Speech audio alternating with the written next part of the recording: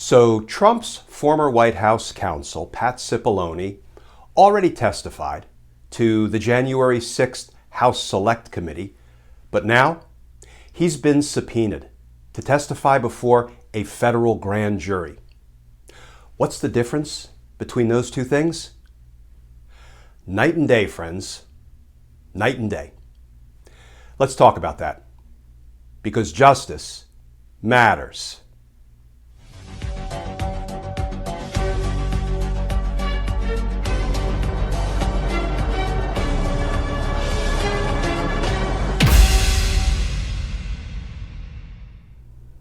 Hey all, Glenn Kirshner here.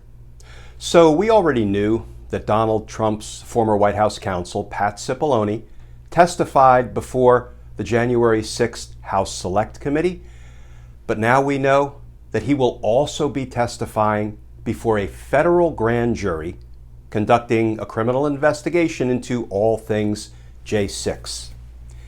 Here's the new reporting from the New York Times. Headline: Justice Department subpoenas Pat Cipollone, Trump White House counsel. And that article begins, Pat A. Cipollone, the White House counsel under former President Donald J. Trump, who tried to stop some of his more extreme efforts to overturn the 2020 election, has been subpoenaed by a federal grand jury investigating activities in the lead-up to the Capitol riot on January 6, 2021, a person familiar with the subpoena said.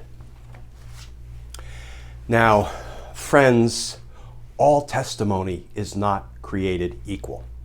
You know, these two things are as different as day and night, and it really comes down in large part to the enforcement mechanism. So this will take a few minutes to work through, so I hope you'll get comfortable. But I think this is really interesting stuff, even though we're going to do a little bit of a deep dive into the procedural nuances of federal criminal grand juries. So the difference really is in the enforcement mechanism. When Pat Cipollone, or any witness, appears before a congressional committee, like the House Select Committee investigating the insurrection, if the witness invokes a privilege, whether it's executive privilege, attorney-client privilege, spousal privilege, Fifth Amendment privilege against self-incrimination, and refuses to answer questions based on that alleged privilege, the Congressional Committee really doesn't have a viable way, an efficient way to test and to try to overcome the privilege and to try to compel the testimony. Yes, they could bring suit in federal court, begin the litigation process to try to test the privilege to see if it's an appropriately raised privilege or just something that the witness is using to try to prevent having to testify. But remember Don McGahn? Remember that sad former White House counsel before Pat Cipollone? He ran out the clock for more than 2 years in a subpoena battle with Congress. Congress was trying to get him to testify about the crimes of Donald Trump. He refused, and that was in litigation for years, and a court never did rule that he had to testify. Instead, they negotiated some half-baked, halfway appearance by Don McGahn, where basically Don McGahn only answered questions Don McGahn approved, which is no way to run a congressional investigation or a grand jury investigation. So the point is, congressional committees don't really have a robust vehicle to try to test these privileges, to try to overcome these privileges. But a federal grand jury does. So as I've said before, I've practiced before grand juries for decades. I litigated privileges. Here's how it works.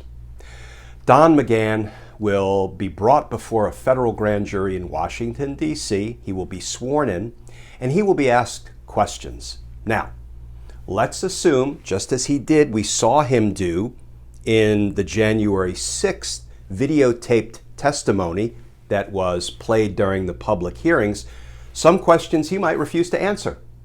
Do you remember when Cipollone was on video and there were questions that it looked like he wanted to answer about what Donald Trump said and did, but he'd look over at his lawyer And the lawyer would shake his head, obviously communicating, you can't answer that one. And Pat Cipollone was like, yeah, well, that's it. It felt like he wanted to answer the question. Maybe I'm misreading him. But here's how it plays out in a federal grand jury. He's asked the question. And if he believes that question calls for privileged information, part of the executive privilege, the sort of communications between a president and his White House counsel, he can invoke executive privilege. I decline to answer. I am asserting executive privilege.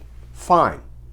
They will go through the entire list of questions that the prosecutor has for Pat Cipollone. Let's assume he invokes executive privilege to questions 5, 10, 28, 72, and 153. Whatever. What happens next is we go and see the chief judge of the D.C. Federal District Court, Judge Beryl Howell, because she has supervisory responsibility over the grand jury. And what we do before Judge Howell is we litigate the privilege, and we do it pretty quickly, pretty promptly. This does not have to be a long, drawn-out affair. And Judge Beryl Howell will rule. I'm betting Judge Howell will rule that he can't. Why? Because there are two reasons an executive privilege claim fails for Donald Trump. One, it's Joe Biden's privilege to invoke or waive, not Donald Trump's anymore. The privilege always resides with the current president. And we know Joe Biden has been waiving executive privilege over and over and over and over again, so Congress and the American people can get the information about the insurrection. So Judge Beryl Howell could easily rule, no, Pat Cipollone, you can't invoke executive privilege because President Biden has waived it. But wait, there's more. There's a second reason, the crime fraud exception. Because Pat Cipollone will be asked questions that will show Donald Trump was involved in an unlawful attempt, a conspiracy to commit offenses against the United States, to unlawfully overturn Joe Biden's win, and to unconstitutionally retain the power of the presidency. There's reason number two, belt and suspenders, as to why Pat Cipollone should not be permitted to invoke executive privilege. And once Judge Beryl Howell resolves those issues with respect to the challenged questions, she will then order him, okay, Mr. Cipollone, go back to the grand jury, resume your testimony, and answer those questions because I have ruled you may not invoke executive privilege. Then, friends, I predict Pat Cipollone will march back into the grand jury and testify, rather than refuse to testify, because then he could be held in contempt by Judge Howell.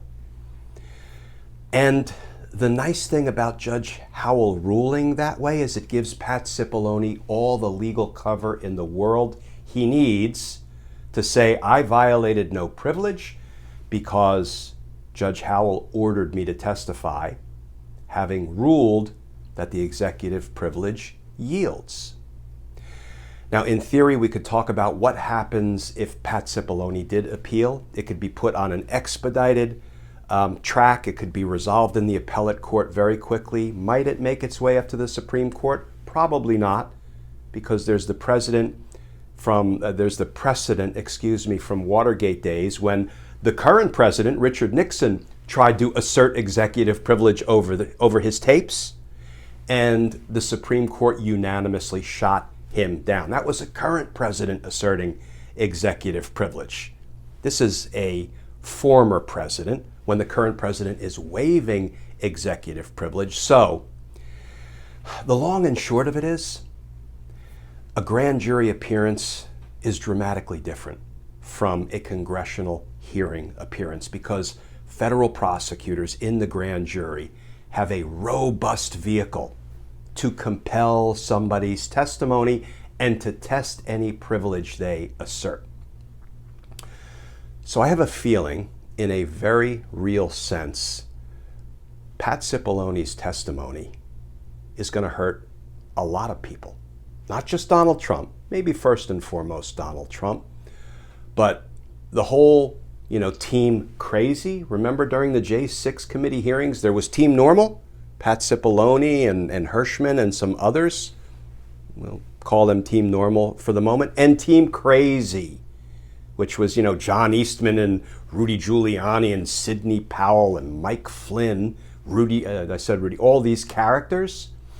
And remember, Pat Cipollone was in meetings when Team Crazy was advising Donald Trump to do all sorts of illegal stuff. And Pat Cipollone and Team Normal were counseling Trump not to commit crimes, not to try to unconstitutionally retain the power of the presidency. So once Pat Cipollone gets that legal cover, and I believe he will get it, once there is a ruling from a court that he has no executive privilege to claim, it's on. And it does move us a little bit further down the road in the direction of justice. And justice matters. Stay tuned, friends. Stay safe. And I look forward to talking with you all again tomorrow.